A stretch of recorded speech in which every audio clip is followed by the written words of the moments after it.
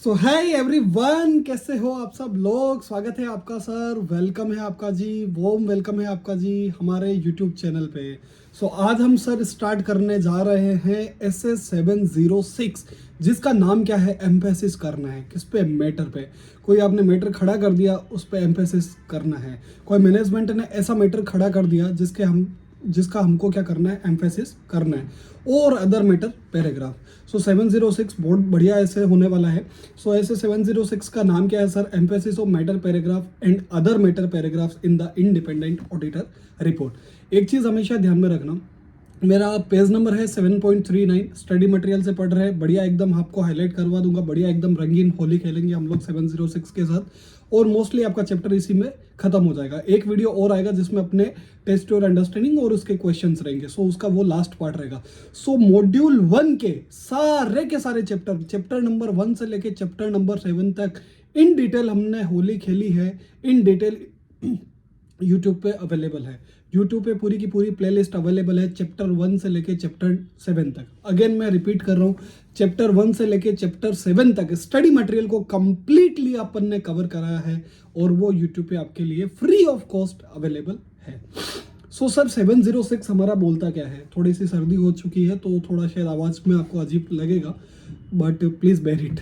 SS706 बोलता क्या है सर? SS706 है sir, emphasis of matter paragraph and other matter paragraph in the independent auditor report.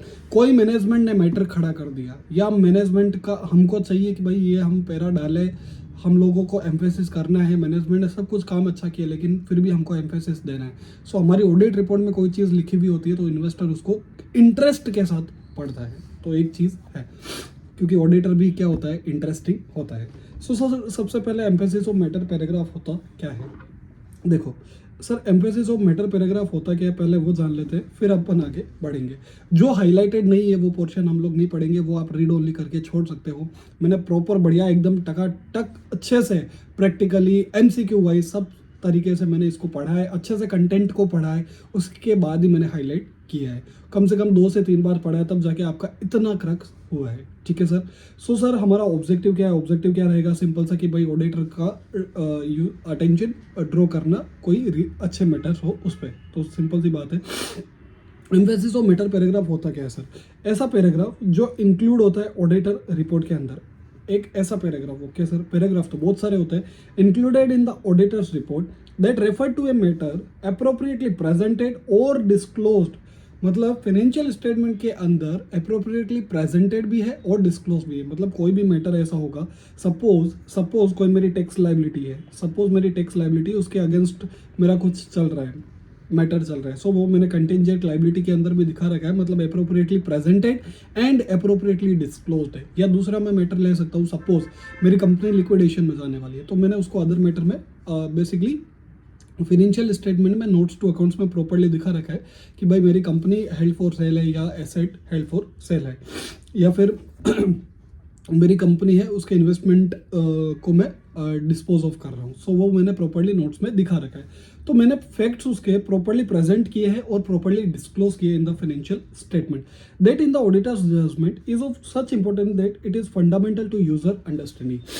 मतलब हम लोग क्या बोलना चाह रहे हैं सर कि जो ऐसे मैटर जिनका अप्रोप्रिएटली डिस्क्लोजर हुआ है फाइनेंशियल स्टेटमेंट के साथ में, और ऑडिटर को लगता है कि भाई वो मैटर भयंकर इंपॉर्टेंट है, तो उस और इम्पोर्टेंट क्यों है? ताकि वो ऑडिटर की बेसिकली यूजर की अंडरस्टैंडिंग बढ़ा देंगे।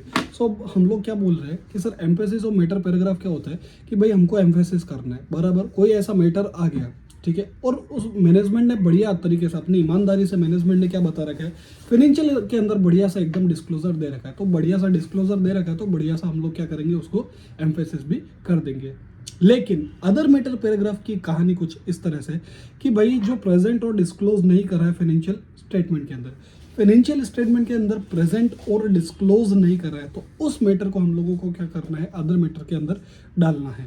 अभी अदर मैटर से क्या होगा, यूजर को लगता है, बेसिकली ऑडिटर को लगता है कि भाई ये रेलेवेंट है फॉर यूजर अंडरस्टैंडिंग। बेसिकली हम लोगों ने 2 चीजें पढ़ी कि emphasis of matter paragraph and other matter paragraph. When to give emphasis of matter paragraph in the auditor report, ऐसे कौन से सर्कमस्टांसेस है जहां हमको लगता है कि भाई एम्फेसिस देना पड़ेगा। सबसे पहले the auditor shall include N emphasis of matter paragraph in the audit report provided. Auditor को तभी ऑडिट रिपोर्ट के अंदर एम्फेसिस ऑफ मैटर पैरा डालना है। The auditor would not be required to modify the opinion. सबसे पहले तो उसकी रिपोर्ट में कोई भी क्वालिफिकेशन नहीं होना चाहिए। ऑडिटर को अगर सपोज वो मैटर के लिए अगर फाइनेंशियल स्टेटमेंट अप्रोप्रिएटली डिस्क्लोज्ड है लेकिन sufficient and appropriate audit evidence नहीं मिले या फैक्ट्स गलत है, तो भाई ऐसा नहीं कि तुम एम्फेसिस ऑफ मैटर में वो सारी चीज़ें डालो, तुमको क्या करना पड़ेगा, क्वालिफाई करना पड़ेगा या डिस्क्लेमर ऑफ ओपिनियन देना पड़ेगा। Emphasis of matter is not a substitute for qualification और डिस्क्लेमर ऑफ ओपिनियन। तो ये एक चीज़ ध्यान में रखना। दूसरा, when SA 701 applies, the auditor has not been determined to be as key audit matter to be communicated in the auditor report। KAM भी नहीं होना चाहिए। की ऑडिट मैटर जो सिग्निफिकेंट होता है, ऐसा मैटर जो सिग्निफिकेंट है इन द ऑडिटर्स जजमेंट। तो अगर हम लोगों को लगता है कि भाई उसको की ऑडिट मैटर बताना है तो फिर हम लोग उसको एम्फेसिस ऑफ मैटर नहीं बताएंगे। तो ये एक चीज़ ध्यान में रखना। अब ऐसे कौन से सर्कमस्टांसेस हो सकते हैं, suppose when a financial reporting framework prescribed by law or regulation would be unacceptable but for the fact that it is prescribed by law or regulation। मतलब फाइनेंशियल रिपोर्टिंग फ्रेमवर्क, ऐसा फाइनेंशियल रिपोर्टिंग फ्रेमवर्क जो prescribe है bye law और regulation would be unacceptable but for the fact that it is prescribe bye law और regulation. मतलब law और applicable FRF बोलता है कि भाई कुछ और चीज़ और लॉ और रेगुलेशन कुछ और चीज़ बोल रहा है। बेसिकली कॉन्फ्लिक्ट ऑफ इंटरेस्ट हो रहा है, ठीक है। To alert user that the financial statement are prepared in accordance with special purpose framework. अगर कोई financial statement special purpose framework से बना है तो ऑडिट रिपोर्ट में उसका भी सेपरेटली मेंशन करना पड़ेगा। When the fact become known to auditor after the date of auditor report and the auditor provides a new और amended audit report. Suppose auditor को अगर वो इवेंट पता चला और ऑडिटर ने क्या किया, न्यू और अमेंडेड ऑडिट रिपोर्ट दी, तो वो क्या इशू करेगा, एम्फेसिस ऑफ मैटर पैराग्राफ, जो हम लोगों ने SA 560 के अंदर भी पढ़ा था। तो SA 560 हम लोगों ने सब्सिक्वेंट इवेंट के अंदर भी वो चीज़ देखी थी। देखो ऐसे ही क्रॉस लिंक करोगे ना तो और ज़्यादा मज़ा आएगा, ठीक है। एक बार तो देखो यार, आपको इन डिटेल पढ़ना ही पड़ेगा। आप अभी मैंने रिसेंटली एक गर्ल का इंटरव्यू लिया है, शी इज़ वेरी स्मार्ट। उसने बिना सोल्व करे, बिना सब कुछ किए, लेकिन एक जो रियलिटी होती है वो उसने अपने वीडियोस के अंदर बताई है। सो मैंने इंटरव्यू लिया था, मेरा लाइव सेक्शन में जाके देखोगे तो आपको मिल जाएगा वहाँ पे इंटरव्यू। CA प्रक्षा शाह थी, 490 स्कोर था, नियर टू रैंक मार्क्स थे। लेकिन उसने क्या बोला कि भाई मैंने स्टडी मटेरियल एक बार का तो पूरा का पूरा अच्छे से पढ़ा ही था, एक बार का तो पूरा का पूरा अच्छे से पढ़ा, फिर उसमें हाईलाइट करके उसमें फिर आगे से हम लोगों ने धीरे धीरे काम किया। तो ऐसा ही आपको भी करना पड़ेगा सर। कोई भी शॉर्टकट नहीं है यार, CA बनने का कोई भी शॉर्टकट नहीं है। अगर शॉर्टकट से जा रहे हो तो मतलब आगे दिक्कत आने वाली है। तो ये एक चीज़ हमेशा ध्यान में रखना। When the auditor include an emphasis of matter paragraph in the auditor report, the auditor shall। अगर emphasis of matter paragraph auditor दे रहे हैं तो ऑडिटर को क्या चीज़ें ध्यान में रखनी पड़ेगी। Include the paragraph within a separate section। भाई एम्फेसिस दे रहे हो, तुम इंपॉर्टेंस दे रहे हो ऑडिट रिपोर्ट के अंदर, तो तुम्हारा सेपरेट सेक्शन होना चाहिए, सेपरेट एक पैरा होना चाहिए। उसकी हेडिंग क्या होनी चाहिए, emphasis of matter paragraph. Clear reference to the matter being emphasis and relevant disclosure that fully describe the matter. भाई आप तुम बोल रहे हो, तुम वर्ड्स पे जाओ कि एम्फेसिस दे रहा हूँ मैं किसी मैटर को, तो वो मैटर कहाँ पे होगा, अप्रोप्रिएटली डिस्क्लोज किया। ये मेरी ऑडिट रिपोर्ट है, ये मेरा फाइनेंशियल स्टेटमेंट है। फाइनेंशियल स्टेटमेंट के अंदर यहाँ पे उसने अप्रोप्रिएटली डिस्क्लोज करा है मेरा मैटर, बराबर। तो अभी मैं ऑडिट रिपोर्ट में उसका रेफरेंस दूंगा कि भाई note number 6 to the financial statement, note number 7 to the financial statement. फिर आगे हम लोग हमारी एम्फेसिस ऑफ मैटर की कहानी लिखेंगे कि वो भाई अप्रोप्रिएटली डिस्क्लोज तो कर रखा है, लेकिन हमको ऐसा लगता है कि भाई ये रिलेवेंट फॉर यूजर अंडरस्टैंडिंग, इसीलिए हम लोगों ने इस पैरा को ऐड किया है। लेकिन एक चीज़ हमेशा ध्यान में रखना, एम्फेसिस ऑफ मैटर पैराग्राफ या अदर मैटर पैराग्राफ जब भी आप डालते हो ना, तो आप हमेशा एक लाइन लिखते हो कि भाई auditor opinion is not modified in respect of matter being एम्फेसिस्ड। जो भी मैटर यहाँ पे एम्फेसिस दी है उसमें ऑडिटर का मॉडिफाइड ओपिनियन नहीं है, ठीक है। When to issue other matter paragraph, other matter paragraph issue कब करने। सो हम लोगों ने एम्फेसिस ऑफ मैटर पैराग्राफ में देखो, वापस समरी में हम लोग अगर पढ़े तो हम लोगों ने क्या क्या पढ़ा कि भाई एम्फेसिस ऑफ मैटर पैराग्राफ क्या होता है कि जो अप्रोप्रिएटली प्रेजेंट और डिस्क्लोज करते हैं फाइनेंशियल स्टेटमेंट के अंदर। कब देना है, ऑडिट रिपोर्ट के अंदर, या तो ऑडिटर को एक तो मॉडिफाई नहीं करना है रिपोर्ट और कोई भी क्लेम इशू नहीं करना है, ठीक है। अभी कब ऑडिटर को एम्फेसिस कैसे करना है प्रेजेंट, तो एक सेपरेट सेक्शन होना चाहिए। दूसरा, क्लियर रेफरेंस होना चाहिए to the not being emphasis, और एक हमेशा लाइन एड रहेगी कि भाई ऑडिटर का ओपिनियन इन केसेस में मॉडिफाइड नहीं है।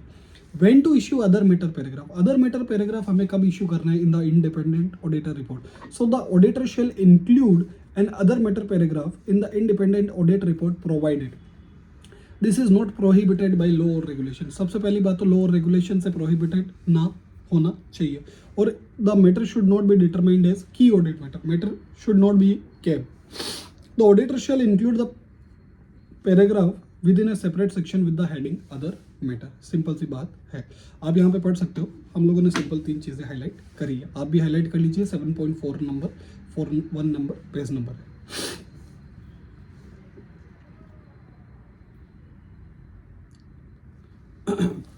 Circumstances where the auditor may consider it necessary to include an emphasis of matter paragraph. Emphasis of matter paragraph कब देना है? जब exceptional litigation और regulatory action आए तब आप emphasis दे सकते हो। दूसरा, subsequent event occur हो गया between the date of FS and the date of audit report। ये मेरी 31 मार्च डेट ऑफ फाइनेंशियल है और ऑडिट रिपोर्ट 30 सितंबर। इन दोनों के बीच में अगर कोई भी सब्सिक्वेंट इवेंट गया तो मैं उसके ऊपर क्या दूंगा? एम्फेसिस ऑफ मैटर पैराग्राफ दूंगा। अर्ली एप्लीकेशन किया न्यू अकाउंटिंग स्टैंडर्ड का, that has a material effect on the financial statement. ऐसा कोई अकाउंटिंग स्टैंडर्ड जिसका आपने क्या किया हो? अर्ली एप्लीकेशन किया हो। अर्ली एप्लीकेशन मतलब पहले ही अप्लाई कर लिया हो। A major catastrophe a significant effect on the entity's financial statement. कोई मेजर कैटास्ट्रोफ है जिसका सिग्निफिकेंट इफेक्ट है आपके फाइनेंशियल्स पे। सो बेसिकली लिटिगेशन पार्ट हो गया आपका, सब्सिक्वेंट इवेंट वाला पार्ट हो गया, कोई अर्ली एप्लीकेशन किया न्यू अकाउंटिंग स्टैंडर्ड का, और मेजर कैटास्ट्रोफ। सो इन सब मैटर्स के अंदर आप क्या दोगे? Emphasis of matter paragraph.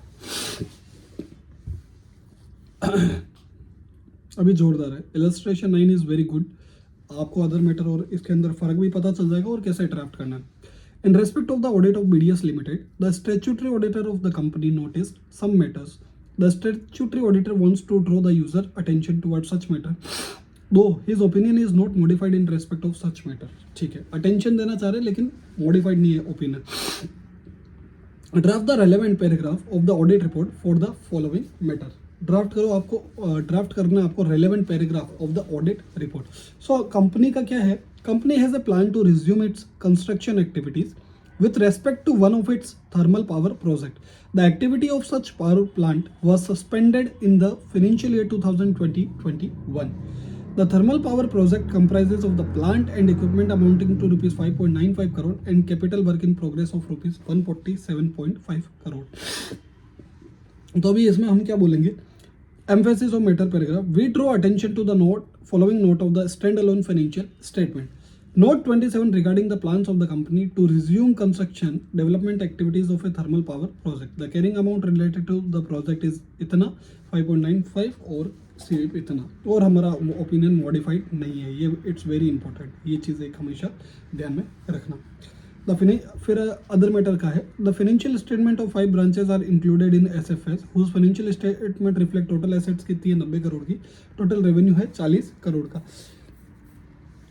लेकिन जो फाइनेंशियल स्टेटमेंट है इन ब्रांचेस का वो ऑडिट किया है किसने? ब्रांच ऑडिटर ने। तो मैं क्या दूंगा? अदर मैटर के अंदर क्या दूंगा? भाई देखो, ये ब्रांच ऑडिटर ने किया है, लेकिन कहीं पे भी फाइनेंशियल स्टेटमेंट में कहीं भी डिस्क्लोजर ऑब्वियसली नहीं दूंगा ना। मैं कहाँ पे दूंगा कि भाई ये मेरे ब्रांच ऑडिटर है और इन्होंने अलग अलग साइन किया। तो हमको क्या करना है? प्रिंसिपल ऑडिटर को, ब्रांच ऑडिटर अलग होगा लेकिन जो प्रिंसिपल ऑडिटर है वो एक अदर मैटर पैराग्राफ में लाइन डाल देगा कि we did not audit the financial statement of 5 branches included in the standalone financial statement of the company whose financial statement reflect total assets इतना and total revenue इतना. The financial statement of these branches have been audited by branch auditor whose report have been furnished to us, and our opinion in so far as it relate to the amount and disclosure included in respect of this branch is based solely on the report of the branch auditor. Our opinion is not modified है ही नहीं हमारा opinion. तो ये एक चीज़ ध्यान में रखना. ये जो एम्फेसिस ऑफ मैटर पैराग्राफ है ये अदर मैटर पैराग्राफ है, मतलब आईसीआई ने यार कमाल कर दिया, मतलब एकदम धमाल कर दिया जो प्रैक्टिकली एक्चुअल में ऑनरेबल रिपोर्ट में गया है। तो ये एक बार आप जरूर से पढ़ना, ठीक है ना। Students are advise to refer illustration of emphasis of matter paragraph as given in appendix at the end of the chapter, ठीक है सर। अभी रिलेशनशिप क्या है और एम्फेसिस ऑफ मैटर पैराग्राफ और की ऑडिट मैटर पैराग्राफ के अंदर देखो। एम्फेसिस ऑफ मैटर पैराग्राफ हम लोगों ने समझा कि भाई कोई भी मैटर हो जिसमें का जिक्र किया हुआ है फाइनेंशियल स्टेटमेंट के अंदर, ठीक है ना, फाइनेंशियल स्टेटमेंट के अंदर अप्रोप्रिएटली प्रेजेंटेड भी है और डिस्क्लोज भी, और वो भी क्या है? अप्रोप्रिएट है। लेकिन हम लोगों को ऐसा लगता है कि अगर यार ये मैटर हम लोग ऑडिटर यूजर्स के ध्यान में लाएंगे तो हमको इससे फ़ायदा मिलेगा, यूजर्स को इसका जरूर फ़ायदा मिलेगा। तो हम लोग क्या करते हैं, उस मैटर पे क्या कर रहे हैं, एम्फेसिस कर रहे हैं। लेकिन की ऑडिट मैटर क्या होता है कि भाई ऑडिटर के प्रोफेशनल जजमेंट में मोस्ट सिग्निफिकेंट थे in the audit of financial statement. मतलब मैं जब ऑडिट कर रहा था तो मेरे को इतनी डिफिकल्टीज फेस हुई, काफ़ी सारे अकाउंटिंग जजमेंट्स इन्वॉल्व थे, काफ़ी सारे एस्टिमेशन इन्वॉल्व थे। तो मुझे ये लगा कि ये चीज़ मेरे को इशू रेज करना चाहिए टू द यूज़र कि भाई यहाँ पे मेरा की ऑडिट मैटर था और हम लोगों ने ये सारी मेरी प्रॉब्लम्स थी और इन प्रॉब्लम्स को मैंने ऐसे डील किया है। So audit procedure performed in case of key audit matter, तो वो एक आपको ध्यान में रखना है। There may be a matter that is not determined to be a key audit matter in accordance with SA, but which in the auditor judgment is fundamental to user understanding of the financial statement. If the auditor consider it necessary to draw user attention to such a matter, the matter is included in EOM para in the auditor report. बराबर है। सो ये आपका एक short notes हो गया last day revision के लिए, ये आप यूज़ में कर सकते हो, बहुत ही बढ़िया है, मतलब ज़बरदस्त बनाया है। अब एक ये ना डिस्टिंक्शन है between notes to accounts, notes on accounts and qualification के अंदर। Notes on accounts and qualification के अंदर आपको इसको क्या करना है, थोरोली रीड करना है, ठीक है ना। इंपॉर्टेंट है, काफ़ी इंपॉर्टेंट है, इसको खाली थोरोली रीड करना है, इसमें मुझे समझाने जैसा कुछ भी नहीं है। तो इस पर आप लिख सकते हो, थोरोली रीड कर लो, इंपॉर्टेंट है नो डाउट, ठीक है ना। सो आपको ये पता चलेगा कि डिस्टिंक्शन क्या है between notes on accounts and qualification जो हम लोग देते हैं, ठीक है। तो ये एक चीज़ ध्यान में रखना। फिर आती है हमारी टेस्ट योर अंडरस्टैंडिंग 2, बहुत ही ज़बरदस्त, test your understanding 2 and test your understanding 3। देखो क्या बोलता है, below is the draft extract of audit report of listed company, listed company की है। Para A below reflects certain matters stated in audit report communicated with CFO of a company, and Para B is in nature of audit response to said matter. Okay. The company recognizes revenue when the control of goods is transferred to the customer at the net consideration which the company expect to receive for those goods from customer in accordance with contract terms and condition. Okay. The terms of sale agreement based on the terms and condition of relevant contract and nature of discount and rebate create complexities that require judgment in determining the revenue. ये कहीं ना कहीं आपको लग रहा है ये केम का इशू का, ये केम को इंडिकेट कर रहा है क्योंकि मेरा सिग्निफिकेंट जजमेंट इन्वॉल्व है, सिग्निफिकेंट एस्टिमेट्स इन्वॉल्व है। अभी इन्होंने क्या किया, we read the company's revenue recognition policy and assets is compliance. तो ये लोग पूरा ऑडिट प्रोसीजर बता रहे हैं कि हम लोगों ने इसके अगेंस्ट पे किया क्या क्या है। सो we assessed design and tested the operating effectiveness of internal control. We tested on a sample basis कि भाई रेवेन्यू जो रिकॉग्नाइज किया वो प्रॉपर पीरियड में है एंड सपोर्टिंग डॉक्यूमेंट्स भी मिल गए मुझे confirmation from customer. From description given above, identify what auditor are trying to report and under what heading should the matter be reflected in the audit report of the company. Obvious सी बात है केम issue कर रहे हैं ये लोग और केम के अंदर ये चीज़ बताई गई है। तो इसका आंसर आप डिटेल में पढ़ सकते हो कि भाई हाँ यहाँ पे की ऑडिट मैटर है, रीजन बिंग ऑडिटर के प्रोफेशनल जजमेंट में ऑडिटर को लगता है कि भाई ये मैटर मेरे लिए इंपॉर्टेंट है। सो इसका आप आंसर पढ़ सकते हो, इजी आंसर है। सो मैं यहाँ पे एक आपको डिस्प्ले नहीं कर रहा हूँ बट जस्ट मैं आपको 1 मिनट देता हूँ। 7.47 पेज नंबर का टेस्ट योर अंडरस्टैंडिंग 2 है, अभी आप फटाफट खत्म कर लो, मैं आपको 1 मिनट का टाइम देता हूँ।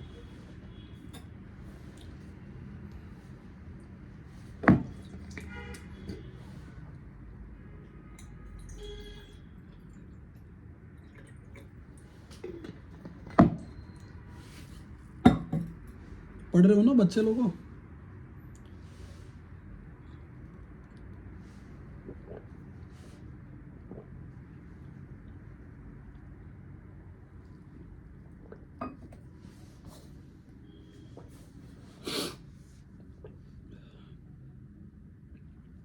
अब आती है हमारी सर, होप सो आपने पढ़ लिया होगा, नहीं तो आप पॉज भी कर सकते हो अगर आपको और ज़्यादा टाइम चाहिए। अब आती है सर हमारी टेस्ट योर अंडरस्टैंडिंग 3। ये सर हमारी क्या बोलती है, PTO Limited is engaged in the business of executing construction contract for its client. Okay, there are non-current receivables outstanding in financial statement of the company as on 31st March of rupees 500 crores. Such amount represent claim raised by company on its client relating to cost overrun associated due to delay caused by clients, changes in work specialization and related matter. Besides negotiation, the company has also gone for arbitration in some of the said cases. The management of the company has considered above amount to be fully recoverable as stated in notes to account. CA Piyush, auditor of the company, has relied upon management representation in this regard. Besides, he has decided to include the said matter in emphasis of matter paragraph. How do your decision to include in EOM paragraph by auditor of the company? भाई आप simple सी बात है कि भाई आज आपको लग रहा है कि भाई मेरे बहुत सारे नॉन करंट रिसीवेबल है जो 500 करोड़ के खड़े हैं और कंपनी का जो कॉस्ट ओवर है कि क्लाइंट्स ने डिले किया है या चेंजेस हुआ है उनके वर्क स्पेशलाइजेशन में या रिलेटेड मैटर्स में. बिसाइड्स नेगोशिएशन कंपनी आर्बिट्रेशन के अंदर भी गई है और मैनेजमेंट ने क्या करा है कि उसको अमाउंट को बताया है fully recoverable as notes in account. Notes to accounts में उसको फुली रिकवरेबल बताया है. तो चलिए सर इसका आंसर पढ़ते हैं. आंसर क्या बोलता है?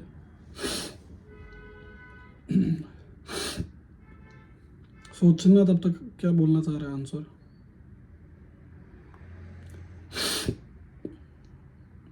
Emphasis of matter, sorry, test your understanding. Test your understanding. कहाँ पे गया? Just a minute.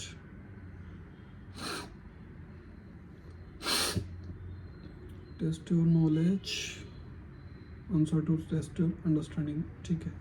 So test with understanding क्या बोलता है? ये तो पूरा का पूरा मैटर बता रहा है कि भाई मैटर EOM होता क्या है. ये बेसिकली पूरा का पूरा स्टैंडर्ड पे रहा है तो ये मैं नहीं पढ़ रहा हूँ. लेकिन इसमें करना क्या? In the given situation auditor has relied upon management representation letter only. He has not performed any other audit procedure like verifying contract, status of arbitration proceeding etcetera. Since management representation by themselves do not constitute sufficient and appropriate audit evidence. मैंने कभी भी काफ़ी बार बोला कि written representation are necessary audit evidence. These are not sufficient and appropriate audit evidence. So ये एक चीज़ हमेशा ध्यान में रखना. Performing necessary audit procedure may lead auditor to conclude that modification in opinion is necessary.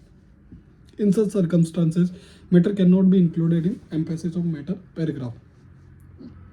आपने को पता है कि आर्बिट्रेशन में गई कंपनी कहीं पे भी नोट्स टू अकाउंट में डिस्क्लोज नहीं कर रही है तो वो कंपनी क्या कर रही है?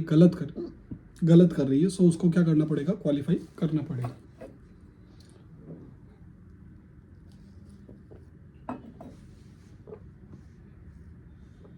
Therefore, auditor should form his opinion by performing necessary audit procedure and obtaining sufficient and appropriate audit evidence. It is only when he concludes that modification of opinion is not required as a result of said matter in terms of SS 705. The said matter may be included in emphasis of matter paragraph. So ये हम लोगों ने देखा. चलो sir चलो आगे बढ़ते हैं. होप सो यार आपको इंटरेस्ट आ रहा होगा. काफ़ी रेस्पॉन्सेस तो मुझे अच्छे मिल रहे हैं. आपको अगर लगता है कि यार सर आप ये चीज़ भी थोड़ा सा एडिशन करके बढ़ा सकते हो. देखो अपन स्टडी मटेरियल को बेस ले रहे हैं तो एग्ज़ाम में इसके अलावा तो और कुछ आना नहीं चाहिए. फिर कह नहीं सकते. ठीक है. बट अगर हम लोगों ने स्टडी मटेरियल पढ़ लिया है तो हम लोग सब कुछ कवर कर ही रहे हैं. अभी सर आपको लगता है कि नहीं सर स्टडी मटेरियल नहीं आपको तो अपने नोट्स ही देनी चाहिए तो वो भी आप बता दीजिए सर. उसके लिए भी हम रेडी हैं जी. ठीक है सर. अभी आते हैं हम लोग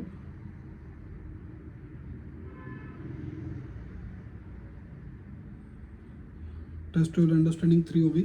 अब फटाफट आपको बढ़िया सा कटवाता हूँ. सबसे बढ़िया मज़ा आएगा आपको कि अरे वाह यार इतना रीड ओनली करो. चलो फटाफट. डिस्टिंक्शन बिटवीन ऑडिट रिपोर्ट क्या होता है, सर्टिफिकेट क्या होता है. सर्टिफिकेट मतलब सर्टिफाई करना, एक्चुअल में सर्टिफाई करना. और ऑडिट रिपोर्ट में हम क्या देते हैं? ओपिनियन देते हैं. कम्युनिकेशन करना है मैनेजमेंट एंड TCWG को.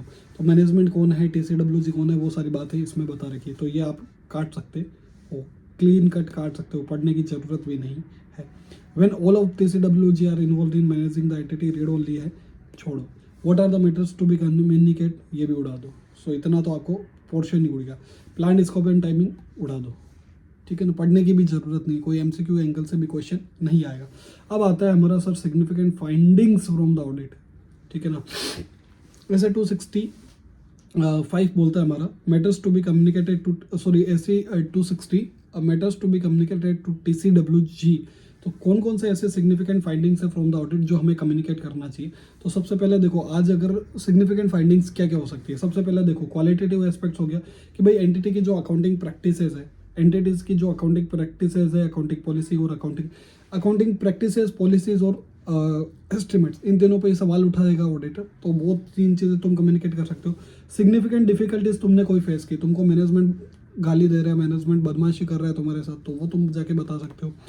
Significant matter arising during the audit, ऐसा कोई मैटर जो सिग्निफिकेंट था, जैसे सब्सिक्वेंट इवेंट हो गया, कोई कंपनी का सेल ऑफ हो गया, तो वो सारी चीज़ें, या कहीं पे कंपनी पे फायर हो गई, कोविड-19 आ गया, तो these are the significant matter which you have to communicate with TCWG before issuing the audit report. Return representation, आपको लगता है कि भाई मैनेजमेंट से काम नहीं चलेगा, हमको तो TCWG से इस मैटर के अंदर रिटर्न रिप्रेजेंटेशन चाहिए, तो आपको क्या करना पड़ेगा, TCWG से बात करनी पड़ेगी। Expected form and content of the audit report, क्या क्या फॉर्म एंड कंटेंट रहेगा, केम इशू करने वाला हो, EOM इशू कर रहे हो, OM इशू कर रहे हो, या फिर आपका क्वालिफिकेशन इशू कर रहे हो, या फिर क्लीन ओपिनियन दे रहे हो, ठीक है। Any other significant matter relevant to the oversight of the financial reporting process, ठीक है sir. What are the reporting requirements in case of comparative information? Comparative information के केस में रिपोर्टिंग रिक्वायरमेंट्स क्या क्या रहती है? सो SS 710 डील करते हैं कंपेरेटिव इन्फॉर्मेशन से, ठीक है ना। तो देखो दो ब्रॉड अप्रोचेस रहती है, एक तो कोरेस्पॉन्डिंग फिगर और एक कंपेरेटिव फाइनेंशियल स्टेटमेंट, ठीक है ना। तो अभी देखो मैं आपको ना एक बढ़िया सा इलस्ट्रेशन बताता हूँ, चलो इलस्ट्रेशन बताता हूँ कि कोरेस्पॉन्डिंग फिगर्स क्या होते हैं एंड कंपेरेटिव फाइनेंशियल क्या होते हैं। कंपेरेटिव में मतलब मेरा 31 मार्च 2023 का और 31 मार्च 2022 का, दीज आर द कंपेरेटिव। अब कोरेस्पॉन्डिंग फिगर क्या कि भाई इन्वेंट्री का करंट ईयर का फिगर क्या और कोरेस्पॉन्डिंग फिगर क्या है, तो वही चीज़ होगी difference. For corresponding figure auditor opinion in financial statement refers to current period only, current period में का ही मैं ओपिनियन करूंगा। सपोज पिछले बार कोई दूसरा ऑडिटर था, लेकिन फॉर कंपेरेटिव फाइनेंशियल स्टेटमेंट, अब कंपेरेटिव के लिए मुझे क्या करना पड़ेगा, मुझे दोनों ईयर्स ही देखने पड़ेंगे। जैसे कि इन्वेंट्री, सपोज इन्वेंट्री में कोई रिक्लासिफिकेशन या रीमेजरमेंट हुआ है, तो अगर ऊपर नीचे क्लासिफिकेशन चेंज करना पड़ा है या रिग्रुपिंग करनी पड़ी, तो उसके लिए मैं लायबल हूँ, लेकिन उस फिगर के लिए I am not liable. So corresponding figures के लिए I am not liable, but comparative information वो प्रॉपर जा रही है या नहीं जा रही है, उसके लिए I am liable. So audit procedure क्या रहेगी, आज आपको कंपेरेटिव इन्फॉर्मेशन है भाई, आज तुमको जो 31 मार्च 2023 और 2022 है, उसमें तुम क्या ऑडिट प्रोसीजर परफॉर्म करोगे, तुम लोग चेक कैसे करोगे। सो सबसे पहले तो आपको परफॉर्म करनी है स्पेसिफिक ऑडिट प्रोसीजर। उसके अंदर आप क्या करोगे कि भाई जो कंपेरेटिव इन्फॉर्मेशन है वो एग्री कर रही with the amount and other disclosure presented in the prior period. मतलब सिंपल सी बात है, मेरा closing should be match with opening, मतलब 31 मार्च 2022 का जो फिगर हम लोगों ने दिखा रखा है करंट ईयर की बैलेंस शीट में, वो 31 मार्च 2022 का प्रीवियस ईयर की जो बैलेंस शीट है उसका जो करंट ईयर होगा उससे मैच होना चाहिए। दूसरा, अकाउंटिंग पॉलिसीज जो अप्लाई करी वो दोनों में कंसिस्टेंस होनी चाहिए, ये चीज़ ध्यान में रखना। पता चले इन्वेंट्री का पिछली बार वैल्यूएशन FIFO से किया और करंट ईयर में वेटेड एवरेज से कर दिया। अगर कोई चेंजेस है तो आपको फिर अप्रोप्रिएटली डिस्क्लोज करना पड़ेगा और प्रेजेंट करना पड़ेगा और उसमें बताना पड़ेगा कि उसका इफेक्ट कितना आ रहा है। Evaluating the impact on financial statement, if the auditor become aware of any possible misstatement in the comparative information, आपको लगता है कि भाई कोई मिसस्टेटमेंट है, पॉसिबल मिसस्टेटमेंट है, तो या तो आप नेसेसरी ऑडिट प्रोसीजर करो, और अगर ऑडिटर किए audited the prior period financial statement, अगर अगर अगर ऑडिटर ने प्रायर पीरियड फाइनेंशियल स्टेटमेंट की भी ऑडिट की है, लेकिन कोई ऐसा इवेंट है जो उसने उस टाइम रेज नहीं करा था, रीजन बीइंग सब्सिक्वेंट इवेंट, तो आप उसमें क्या करो, रिलेवेंट रिक्वायरमेंट चेक करो। If the auditor had audited the prior period financial statement, then he should follow the relevant requirement of SA 560। The auditor should also request written representation. So आज मेरा comparative information में simple में क्या क्या audit करूंगा कि सबसे पहले तो जो बैलेंस है वो मैच हो रही है या नहीं हो रहे। अकाउंटिंग पॉलिसीज है 31 मार्च 2023 और 31 मार्च 2022, उन दोनों सेम है या नहीं, अगर कोई चेंजेस हुआ तो वो अप्रोप्रिएटली डिस्क्लोज करा है या नहीं करा है। अभी ऑडिट रिपोर्टिंग क्या होता है सर, देखो with reference to corresponding figure, अगर auditor opinion shall not refer to the corresponding figure except, देखो अगर if the auditor report of the previous period contain other than an unqualified opinion, देखो audit report में क्या होगा कि भाई when corresponding figures are presented the auditor opinion shall not refer to corresponding figure, auditor का opinion corresponding figure पे effect नहीं आएगा, एक्सेप्ट अगर ऑडिटर को लगता है कि लास्ट ईयर भी गलती रह गई थी, ऑडिटर ने इशू प्रीवियस ईयर का जो भी ऑडिटर था उसने ये इशू रेज नहीं किया था जिसका इफेक्ट करंट पीरियड में भी आ रहा है, तो वो फिर कर सकता है, वो क्वालिफिकेशन रेज कर सकता है। और दूसरा क्या होता है कि भाई ऑडिटर के हिसाब से ऑडिटर को लगता है कि भाई सफिशिएंट एविडेंस है ऑडिटर के पास कि मटेरियल मिसस्टेटमेंट एग्जिस्ट कर रहा है प्रायर पीरियड फाइनेंशियल्स में, मतलब बेसिकली वो कभी भी एड्रेस नहीं हुआ है, तो वो ये चीज़ कर सकता है, ठीक है ना। With reference to comparative financial statement auditor का ओपिनियन दोनों का पीरियड पे रहेगा. रीग्रुपिंग रिक्लासिफिकेशन देखना पड़ेगा. एक चीज हमेशा ध्यान में रखना, इंपॉर्टेंट है एमसीक्यू के लिए.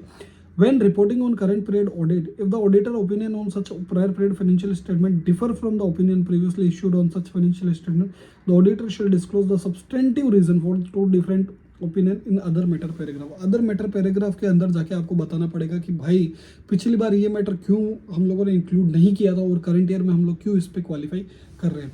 If the auditor conclude that a material misstatement is presented in the previously audit figure, material misstatement is present in the previously audited figure of the financial statement, he should report it to the appropriate level of the management and request that the predecessor auditor should be informed. If then the prior year statements are amended with new report by predecessor auditor, then the auditor shall report only on the current period. Simple सी बात है, ठीक है ना. Reporting treatment दोनों में क्या रहेगा, कॉमन ही रहेगा. सो ये रीड ओनली पे रहा है, तो ये आप छोड़ सकते हो. यहाँ पे खाली ये इंपॉर्टेंट है. अभी sir, if the prior period financial statement were not audited, then he shall report the same in other matter paragraph. Obvious सी बात है. In his audit report that the corresponding comparative figures are unaudited. However, the disclosure does not relieve him from his responsibility of obtaining sufficient and appropriate audit evidence that the opening balance do not contain misstatement. क्योंकि हमको ऐसे 501 हमारा बोलता है कि भाई तुमको specific items के लिए आपको ओपनिंग इन्वेंटरी टेस्टिंग करना पड़ेगा. अभी देखो सर, कॉरस्पॉन्डिंग फिगर और इसमें डिफरेंस क्या है. तो मैंने एक छोटू सा एग्जांपल लिया कि consider, suppose let's say consider an example to illustrate the difference between comparative figure and corresponding figure. ठीक है, एबीसी एक आईएनसी कंपनी है. कंपेरेटिव फिगर क्या होगा, in the financial statement for year 2023 the amount for 2022 are presented alongside with the current year figures. ठीक है, for instance if the ABC reports revenue कितना है 1 मिलियन का 2023 में, तो कंपेरेटिव फिगर क्या है, $8 लाख मेरा है. Allow reader to compare the 2 years. लेकिन कोरस्पॉन्डिंग फिगर क्या होगा कि भाई एबीसी आईएनसी ने मेक एरर रिपोर्ट करी रेवेन्यू में और वो लेटर हो गई करेक्टेड किसमें, 2023 के अंदर आके. तो कोरस्पॉन्डिंग फिगर क्या होगा, would be restated revenue. Corresponding figure फिर वो मेरा क्या होगा, रीस्टेटेड. अगर कोरस्पॉन्डिंग फिगर बेसिकली मेरा कंपेरेटिव फिगर के अंदर कोई अगर चेंजेस होता है तो उसको हम लोग बोलेंगे कोरस्पॉन्डिंग फिगर, और जो हमारा नॉर्मल है उसको हम बोलते हैं comparative financial statement reflecting the corrected amount. For instance if the restated revenue for 2022 is 8.5 lakh, तो हम लोग बोलेंगे कि भाई financial statement would show 8.5 lakh as the corresponding figure for the revenue in 2022. In summary, comparative figure shows the amount for the previous period alongside the current period for comparison, while corresponding figure involve restating previous period figure for accuracy and consistency in the current period financial statement. तो ये दोनों चीज़ों का difference रहेगा. ऐसे 720 other information का जो हमारी अदर इन्फॉर्मेशन है काफ़ी इंपॉर्टेंट ऐसा है, ये थोड़ा सा ध्यान से सुनना. This has required the auditor to read and consider the other information because other information is materially, अगर materially inconsistent है. सिंपल सी बात है कि अदर इन्फॉर्मेशन जो मेरा बात कर रही है वो बोल रहा है कि भाई मेरा कंपनी का तो धंधा मंदा है, कंपनी चल नहीं पा रही है और कंपनी में कैश फ्लो की आवक भी नहीं है, कंपनी में कैश की ज़बरदस्त शॉर्टेज है. लेकिन इधर पता चलता है कैश फ्लो में मैं देखता हूँ तो ऑपरेटिंग एक्टिविटी पॉजिटिव है, इन्वेस्टिंग नेगेटिव है, वो भी एक अच्छा इंडिकेटर है, और फाइनेंसिंग पॉजिटिव है. तो कंपनी के पास कहीं शॉर्टेज दिख ही नहीं रही. तो these are the material inconsistent, मतलब मटेरियली इनकंसिस्टेंट है. कैश फ्लो बोल रहे हैं कि भाई जबरदस्त तुम्हारे पास पैसा ही पैसा है, पैसा है तो बड़ी बड़ी बात है. लेकिन तुम्हारी अदर इन्फॉर्मेशन बोल रहा है कि भाई हम लोगों के पास तो एक फूटी कौड़ी भी नहीं है, पैसा का है बात तो दूर की बात है. और ऑडिटर ने जो नॉलेज ऑब्टेन किया अंडरस्टैंडिंग द एंटिटी में, तो फिर ये इंडिकेट कर सकती है अदर इन्फॉर्मेशन की मटेरियल मिसस्टेटमेंट है भाई फाइनेंशियल स्टेटमेंट के अंदर, या फिर देखो या तो फिगर इन्फ्लेटेड दिखाया तुम लोगों को और अदर इन्फॉर्मेशन में चेंज करना भूल गए, या कुछ भी हो सकता है. तो आपको क्या करना है, either of which may undermine the credibility of the financial statement auditor report. Obvious ही बात है, such material misstatement may also inappropriately influence the economic decision. अब देखो आप अदर इन्फॉर्मेशन कुछ और बता रहे हो, कैश फ्लो में कुछ और बता रहे हो, तो इन दोनों के बीच में जो गैप आएगा तो उससे क्या होगा कि इन्वेस्टर को भी तकलीफ रहेगी कि भाई मैं इसकी बात मानूं या इधर की बात मानूं. ठीक है ना सर. अदर इन्फॉर्मेशन होता क्या है, ऐसी कोई फाइनेंशियल इन्फॉर्मेशन या नॉन फाइनेंशियल इन्फॉर्मेशन जो इंक्लूड होती है ऑडिट रिपोर्ट के अंदर. सो ऑब्जेक्टिव क्या है हमारा यहाँ पे, ऑब्जेक्टिव क्या है, एक तो material inconsistency between the other information and financial statement, उसको चेक करना. Material inconsistency between other information and auditor की नॉलेज, मतलब मटेरियल इनकन्सिस्टेंसी किस किस के बीच में, अदर इन्फॉर्मेशन को किस किस से चेक करना, फाइनेंशियल स्टेटमेंट के साथ, ऑडिटर की अंदर अंडरस्टैंडिंग के साथ, फिर उसको रेस्पॉन्स करना है आपको अप्रोप्रिएटली कि भाई मटेरियल इनकन्सिस्टेंसीज नहीं है, और to report in accordance with this SA. So ये क्या बोलता है sir, obtaining the other information the auditor shall through discussion with management determine through discussion with management which comprise the annual report. Simple सी बात है भाई, auditor को management से जाके tata hi hi hello hello coffee के पे बैठना है और बोलना है कि भाई तू बताना यार एनुअल रिपोर्ट में क्या क्या इंक्लूड करने वाला है, ताकि मैं देखूं कि भाई तूने कोई ऐसी अदर इन्फॉर्मेशन डाली है फाइनेंशियल और नॉन फाइनेंशियल जो मेरे लिए रेलेवेंट है। मुझे लगता है कि तुम वहाँ पे कुछ और बोल रहे हो और यहाँ पे कुछ और बोल रहे हो, मतलब तुम दो चेहरे बना रहे हो। Make appropriate arrangement with the management, भाई मैं अप्रोप्रिएट अरेंजमेंट करो, चाय कॉफ़ी का बंदोबस्त करो, नाश्ते पानी का बंदोबस्त करो, लेकिन उनसे बात करो कि भाई तू बता मेरे को कि यहाँ पे तुम कुछ और बोल रहे हो, यहाँ पे कुछ और बोल रहे हो। When some or all of the documents determined in A will not be available until after the date of audit report, request management to provide a written representation that the final version of the documents will be provided to auditor when available। अब देखो annual report जब audit खत्म होती है तब annual report में बहुत time लगता है, देयर इज ह्यूज टाइम के, तो ऑडिटर बोलता है कि ठीक है आप मेरे को दे दोगे, ऐसा मैं आपसे MRL पे ले लेता हूँ, such that the auditor can complete the procedure and prior to issuance by entity. मतलब आप मेरे को ये लिख के दे दो कि भाई फाइनेंशियल स्टेटमेंट इशू होने से पहले, यूजर को इशू होने से पहले आप मुझे क्या दे दोगे, एनुअल रिपोर्ट। ये छोड़ दो आप, reading and considering the other information, pure pure pure cut काई पोछे कर दो इसको, चलो चलो चलो फटाफट से काई पोछे कर दो। Responding when a material inconsistency, आपको लगता है कि भाई मटेरियल इनकन्सिस्टेंसी है कि भाई अदर इन्फॉर्मेशन एक्स बोल रही है और materially misstated why other information X बोल रही है और आपका फाइनेंशियल वाई बोल रहा है, एक्स आपकी वाली एक्स नहीं, सो यहाँ पे जो एक्स है वो। If the auditor identify that material inconsistency appears to exist, the auditor shall discuss the matter with management and if necessary perform other audit procedure। भाई देखो आप, सीधी सी बात है, आज तुमको पता चला कि भाई तुम लोग अदर इन्फॉर्मेशन में कुछ और बोल रहे हो और हमारे सामने कुछ और बोल रहे हो और तुम्हारे फाइनेंशियल कुछ और बोल रहे हैं, तो तुम सबसे पहले किसका जाके डिस्कस करोगे, ऑब्वियस सी बात है डिस्कस किसके साथ करोगे, क्वेरी किसको जाके भेजोगे, क्वेरी किसको मेल करोगे, मैनेजमेंट को, ठीक है ना, कि और उनको आप बताओगे, चलो पहले तो तुम भेजोगे किसको, मैनेजमेंट को, फिर उनको आप बताओगे कि भाई ये गड़बड़ी है, आपने गड़बड़ी की है, और ऑडिटर की अंडरस्टैंडिंग लोगे एंटिटी एंड एनवायरमेंट। अगर आपको लगता है कि भाई ऑडिटर खुद गलत है, खुद ने अंडरस्टैंडिंग गलत ली है, तो उसको अपने आप को अपडेट करना पड़ेगा।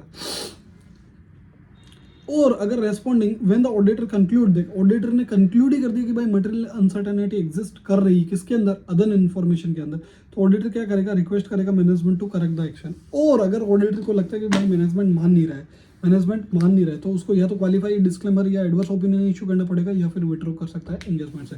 सो बेसिकली हम लोगों ने क्या समझा सर, अदर इन्फॉर्मेशन और जो मेरे फाइनेंशियल है वो आपस में भाई भाई होने चाहिए, एकदम मिल बांट के रहने चाहिए। अगर वो अलग हो जाते हैं तो फिर ऑडिटर घुसेगा बीच में, तो ऑडिटर बोलेगा कि भाई मैनेजमेंट मेरे को एक बात बता, ये दोनों भाई भाई क्यों नहीं है, तो मैनेजमेंट बोलेगा यार एक बात बता कि कैसे मैच हो सकता है। तो भाई तुम एक तरफ बोलते हो कि भाई कंपनी के पास कैश शॉर्टेज नहीं है, एक तरफ तुम बोलते हो कंपनी के पास कैश शॉर्टेज है, तो ये लाइन ये दोनों मिल नहीं रही है, ये दोनों एक सेम वे में नहीं जा रही है, सेम डायरेक्शन में नहीं जा रही है। तो फिर मैनेजमेंट को हम मारेंगे टपली और मैनेजमेंट को बोलेंगे या तो तू अदर इन्फॉर्मेशन में सही कर, या फिर हम लोग करेंगे क्वालिफाई ओपिनियन, या फिर एडवर्स करेंगे, या फिर डिस्क्लेमर ऑफ ओपिनियन दे देंगे।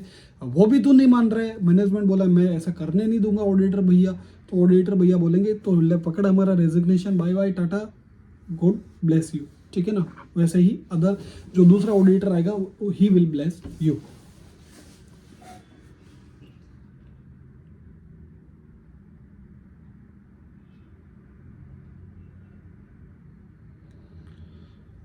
ये आपका काई पोचे कर दो, काई पोचे कर दो, ये आपका काई पोचे कर दो एक दूसरा। लेकिन ये एक रिपोर्टिंग का एस्पेक्ट आपको थोड़ा सा पढ़ना पड़ेगा कि sir when the audit report is required to include in other information section, other information section बताना है ऑडिट रिपोर्ट के अंदर, तो आपको क्या क्या बताना पड़ेगा कि भाई सबसे पहले तो एक तो मैनेजमेंट रिस्पॉन्सिबल है, सीधी सी बात है। दूसरा आपको आइडेंटिफिकेशन बताना है कि अदर इन्फॉर्मेशन हम लोगों ने before issuing date of audit report हम लोगों ने ऑब्टेन कर लिए.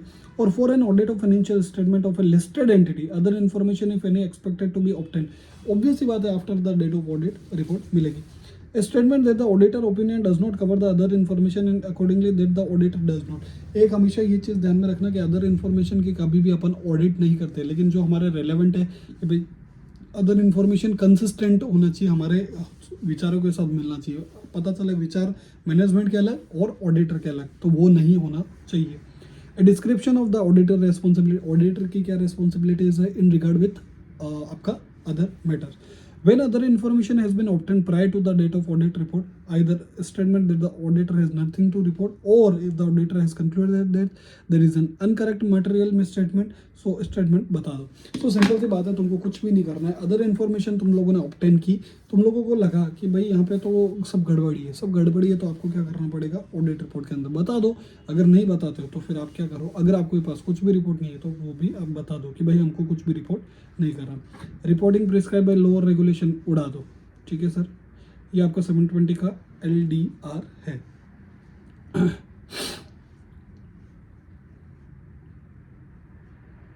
सो भी ये मैटर्स हम लोग पढ़ रहे हैं. एक्चुअली ये हम लोग पढ़ते हैं यार नेक्स्ट वीडियो के अंदर, कारों के अंदर अच्छे से पढ़ते हैं, इसको डिटेल के अंदर पढ़ते हैं कि सर हम लोगों ने बेसिकली 706, 260, 710 और 720 इस सीरीज़ के अंदर ख़त्म किया. अभी हम लोग जो अगला पढ़ेंगे वो पढ़ेंगे ड्यूटीज़ ऑफ ऑडिटर. उसके अंदर सेक्शन 143(12) आ गया, रिपोर्टिंग ऑब्लिगेशंस आ गया, कारो आ गया. ये 3 चीज़ों को हम लोग अच्छे से पढ़ेंगे इन डिटेल के साथ.